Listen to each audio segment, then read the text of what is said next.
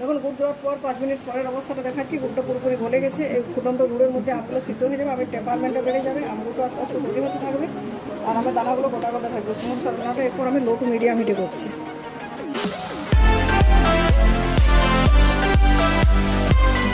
নমস্কার বন্ধুরা, আমার চ্যানেলে আপনাদের সবাইকে স্বাগত জানাচ্ছি এমন একটা রেসিপির সাথে যার নাম শুনলেই জিভে জল এসে যাবে। এই জিভের জল আনার সাথে রেসিপিটির নাম হলো গুড়াম বা মিষ্টি আম বা আমের মিষ্টি আচার। আমের গুড়াম বা মিষ্টি আমের আচার বানানোর জন্য এখানে আমি 300-এর মতো আম নিচ্ছি। আমগুলো বেশিরভাগই খোসা ছাড়িয়ে নিচ্ছি। দুটো আম রেখেছি, ওটাগুলো খোসা ছাড়ানো হয়নি। কীভাবে খোসাটা ছাড়াচ্ছি আপনাদের দেখাচ্ছি। দেখুন এভাবে একটু ভালো মতো করে খোসাটা ছাড়িয়ে নিতে হবে, এটা একটু সবুজ অংশ না থাকে। সমস্ত আমগুলো সবুজ ছাড়ানো হয়ে গেছে। আমি যে মোটটা মুখের জায়গাটা একটা ছুরি দিয়েও কেটে দিতে পারবে না, বটি দিয়েও কাটা যেতে পারে, এবার বটি দিয়ে কেটে নিচ্ছি। গুঁড়ো বানানোর জন্য আমটা সবসময় ফ্রেশ টাটকা আম গাছ থেকে নিতে হবে। কালবৈশাখী ঝড়ে যে আমগুলো পড়েছে এগুলো ছেঁচা ফাটা হয়ে যায়, সেগুলো নিলে আমগুলোটা ঠিক মতো বানানো যাবে না। দেখুন আমটা কাটার পর মাঝে যে শক্ত অংশটা ফেলে দিচ্ছি, এবার লম্বা লম্বি কেটে নিচ্ছি। জালের মধ্যেকার যে শক্ত অংশটা আছে চকচক করছে, এটা ফেলা চলবে না। এটা যদি ফেলে দেওয়া হয় তাহলে আমগুলো বানানোর সময় আমটা ঘাঁটা হয়ে যাবে। আমি এগুলো লম্বা লম্বা কাটছি, আর আড়াআড়িও আপনি কাটতে পারেন, সেটাও দেখে দিচ্ছি। আপনি এভাবেও কেটে নিতে পারেন। আমগুলো খুব ভালো মতো করে আমার কাটা হয়ে গেছে, আমি লম্বা লম্বা কেটেছি। আপনি আপনার পছন্দ মতো কাটবেন। এরপর দিয়ে দিচ্ছি লবণ আর হলুদ গুঁড়ো দিয়ে খুব ভালো মতো মেখে রেখে দিচ্ছি ম্যারিনেশনের জন্য 10 মতো। তারপর লবণ দেওয়ার কারণে আমগুলো থেকে একটু ময়েশ্চার হবে, তো জল বেরোবে। একটা শুকনো কাপড়ে এগুলো ফ্যানের হাওয়াতে আমি শুকিয়ে নেবো। যতক্ষণ ম্যারিনেশনের জন্য আমগুলো থাকছে সেই সময়ের মধ্যে আমগুলো একটা বিশেষ মশলা বানিয়ে নিচ্ছি। মশলা বানানোর জন্য 8-10টা শুকনো লঙ্কা নিচ্ছি, গোটা ছাড়িয়ে নিচ্ছি, আর গোটা জিরে, গোটা ধনে, মৌরিগুলো সম পরিমাণ নিচ্ছি। সবগুলো একসাথে কড়াইতে দিয়ে দিচ্ছি, আর দিচ্ছি 4-5টা গোটা এলাচ আর 2 দারুচিনি। সবটা খুব ভালো মতো করে ভেজে নিচ্ছি। তারপর ঠান্ডা করে এটা পাউডার বানাবো। যখন বন্ধুরা গোটা মশলাগুলো খুব ভালো মতো করে ড্রাই রোস্ট করা হয়ে গেছে, একটু থালায় ঢেলে নিচ্ছি। তো ঠান্ডা হতে থাক, সেই সময়ের মধ্যে কড়াইতে দিয়ে দিচ্ছি তেল। এবারে আমগুলো বানানো শুরু করবো। তেলটা দিয়ে দিচ্ছি। আমগুলো ভাজার জন্য একটু বেশি পরিমাণে সরষের তেল অ্যাড করছি। আমগুলোটা নর্মালি খেতে ভালো লাগে দুপুরে শেষ পাতে ভাতের সাথে, আবার গরমে ঘুম থেকে উঠে বা বিকেলে ঠান্ডা ঠান্ডা জলের সাথেও আমগুলোটা খেতে খুব সুন্দর লাগে। এখন তেলটা দিয়েছি, তেলটা গরম হয়ে গেছে। গরম তেলে দিয়ে দিচ্ছি 2 শুকনো লঙ্কা, তেজপাতা ফোড়ন,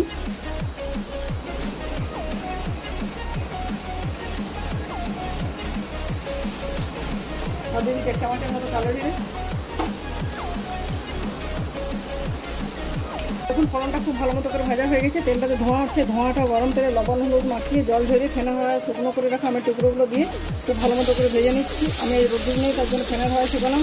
আপনি যদি রোদ্দুর থাকে আর আপনার হাতে সময় থাকে 4 থেকে 5 ঘন্টা আমগুলো লবণ হলুদ মাখানোর পর রোদ্দুরে সিঝে নেবেন।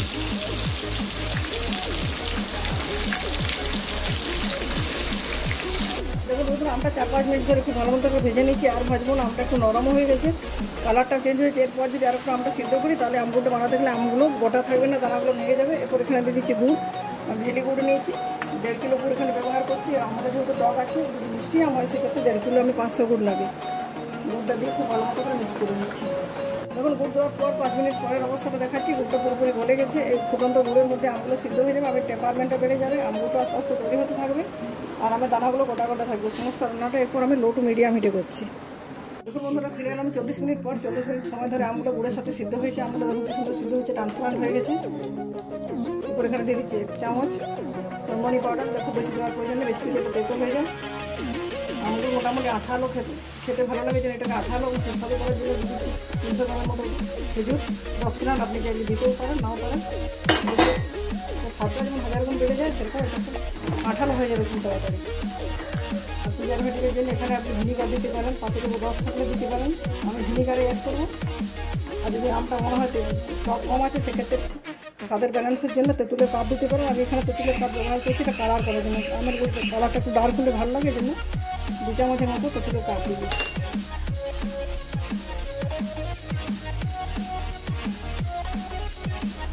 দেখুন বন্ধুরা, খেজুর দেওয়ার পর আর তার সাথে তেঁতুলের কাপ দেওয়ার পর 5 মিনিট ধরে খুব ভালো মতো করে নাড়াচাড়া করেছিলাম। তারপর আরও 15 মিনিট ধরে রান্নাটা করে নিচ্ছি। সর্বমোট 20 মিনিট রান্নাটা করার পর আমার আমের গুড়টা খুব মতো ঘন হয়ে গেছে। পারফেক্ট ডার্ক কালারটা প্রয়োজন ছিল, একটু ডার্ক কালারটা হয়ে গেছে।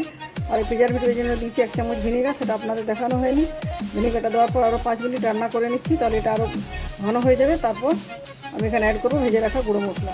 এখন বন্ধুরা ভিনিগার দেওয়ার পর আমগুলোটা আরও 5 মিনিট রান্না করে নিচ্ছি। পুরো রান্নাটা আমার লো টু মিডিয়াম হিটে হচ্ছে। এরপর যে ভাজা মশলাটা করেছিলাম, ভাজা মশলার গুঁড়োটা 4 চামচের মতো দিয়ে দিচ্ছি। বাকি এই ধরনের মশলা আপনারা বানিয়ে বাড়িতে রাখতে পারেন, যে কোনো নিরামিষ রান্নায় ব্যবহার করবেন, খুব সুন্দর খেতে লাগবে। মশলাটা দেওয়ার পর খুব ভালো মতো মিক্স করে দিচ্ছি এবং গ্যাসের ফ্লেমটা অফ করে রেখে দিচ্ছি, একটু ঠান্ডা হয়ে যায়।